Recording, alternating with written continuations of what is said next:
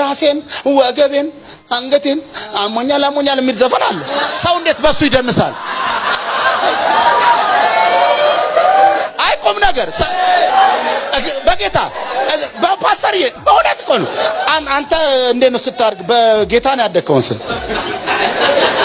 አልዘፈንክም ፓስተር ምንም አታ ኧረ በስመ አብ አንተ እኮ እኛ ያልሰማነው ጉድ እኮ የለም በጌታ አንቺም ዜሮ እኔም ዜሮ ሁላችንም ዜሮ በሚል አንተ ሰው በዜሮ ይደንሳል።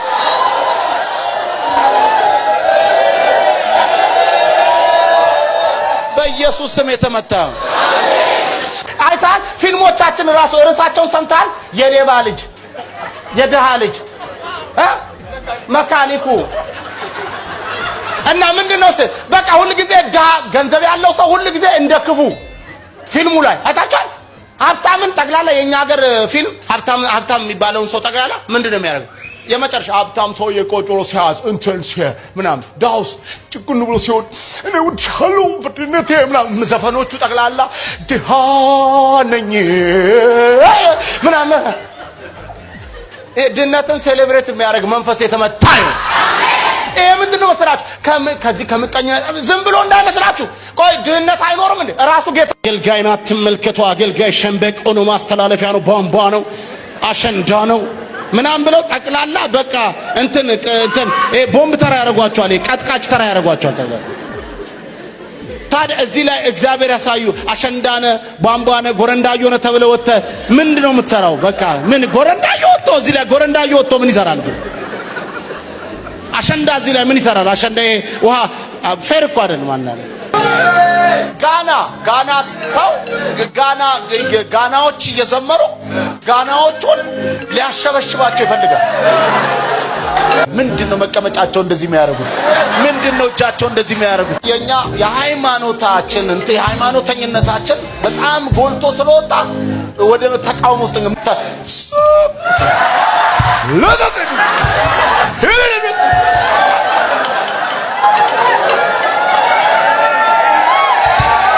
አንተ ራስህ ልቀቅ። መጽሐፍ ደግሞ ሲናገር ሕዝቅኤል ላይ በእጅህ አጨብጭብ ይላል፣ በእግርህ ደግሞ አሸብሽብ ይላል። እኔ አይደለም ሕዝቅኤል ላይ ነው። አንተውት እስቲ በሉት በእጅህ እንደውም እጅ ልንገርህ ምግብ ቤት ሄደን አሁን እንጸልይ እናመስግን የሚባለው እኛ ላይ ነው የሚያምረው። ፈረንጅ እናመስግን ቢል ራሱ እንደውም አያምርበትም። ሲያድግም 15 አይነት እየበላ ነው ያደገው። እኔና እናንተ ነን ማመስገን የሚገባ። ምግብ ሲቀርብ እኔና እናንተ ማመስገን ብቻ ሳይሆን ቆመን ሁሉ ኳየር ሁሉ መጥቶ መዘመር ሁሉ አለ። መኪና አስቆሙብናል ግቢ ውስጥ ይኸው አለነሳለ ምናምን ስትጸልይ ፈልገን ነው። እግዚአብሔር ምስክሬ ነው። እኔ በመኪና ይዘው ሄደው ግቢያቸው ውስጥ ከዛ በቃ ይሄ ነው እንደው ፓስተርዬ ነው ጸልዩ ምናምን ሚሉ ነበሩና ኮፈን ከፍተው ከዛ ምስኪን እኛ ምስኪን አገልጋይ የአበሻ አገልጋይ ምስኪኖች ታዛዥ ምን ችግር አለው እና 2-3 ሆነን ከሄድን ራሱ እጅን ትጭና ሞተሩ ላቸላላ አንድ ቀን አዝም ምንድነው የሚሉት አልኳቸው። ተለቅ ያሉና አይ ይኸውልህ ስነ ስርዓት ነው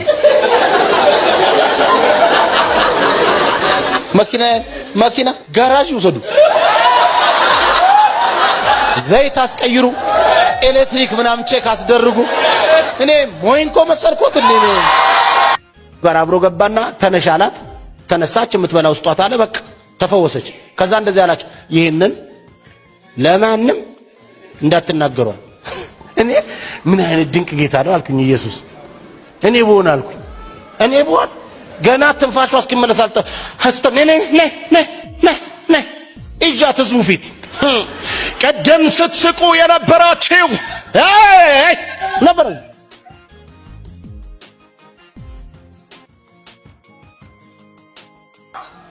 አላዛር እህቱ መታ አላዛር ይነሳል አላት።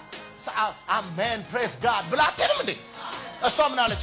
ትንሽ የሆነ ባይብል ስተዲ ቤታቸው ነበር መሰለኝ። በመጨረሻው ዘመን ላይ እንደሚነሳ ይህን እናውቃለን አትለው።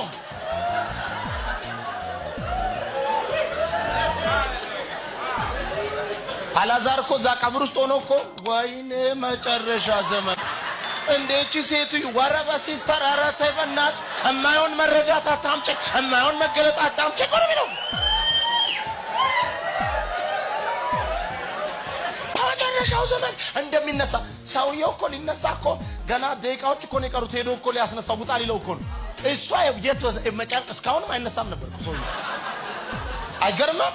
እሱ እኮ ተነስቶ እንደገና እኮ ሞቷል። ግን በእሱ አስተሳሰብ ቢሆን አሁንም ምንም አይነሳም። ገና ነው በመጨረሻው ዘመን ብላ ገና እና ሰው ነው የሚወደው። የሞተውም ለሰው ነው ለወደቀው ሰው። ታዲያ ሰውን የሚወድ እንዴት እኔና እናንተ ከዶሮ በኋላ እንፈጠራለን? እና አስባችሁ ታውቃላችሁ? ውሻ ሲኔር ነው በመፈጠር አየ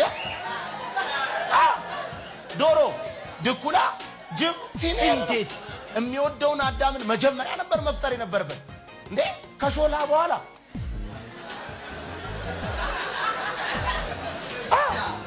የተፈጠር ነው። ከሾላ ከሸንኮራ በኋላ እኮ አዳም አያሰራም።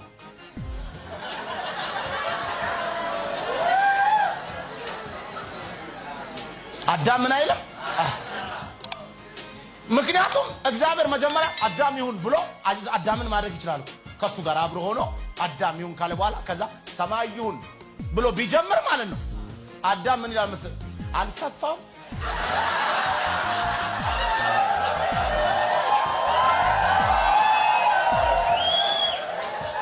እመለ ትንሽ እንትን እንደገና ደግሞ ተነጋግረን ብንሰራው ይሻል። የኮሚቴ መንፈስ የተወጋዩን መጀመሪያ ፈጥሮታል። ምድር አራዋው በስቷል። እርማታ አንተ አውስትራሊያው እንደዚህ መስፋት አለበት። ወላሂ ወርቁ ለምን የወርቁ ራሱ የተወሰነ ቦታ ላይ እንደዚሁ ነዳጅ ምን ለምን ነዳጅ ሳውዲ አረቢያ ብቻ ለምን በጭቅጭቅ ልንገራችሁ። እግዚአብሔርም ይልና በሰባተኛው ቀን ከሰራው የመፍጠር ስራ ሁሉ ምን አለ ይላል? አረፈ ይላል። አዳምን መጀመሪያ ፈጥሮት ቢሆን ኖሮ እግዚአብሔርም በሰባኛው ዓመት ጃደጋር መልካም ረዳት እንፍጠርለት አየ። ቼክ ሲያደርግ ከነዛ ውስጥ የለም። ስለዚህ ለሱ መፍጠር ስላለበት አየና ኦኬ አለ።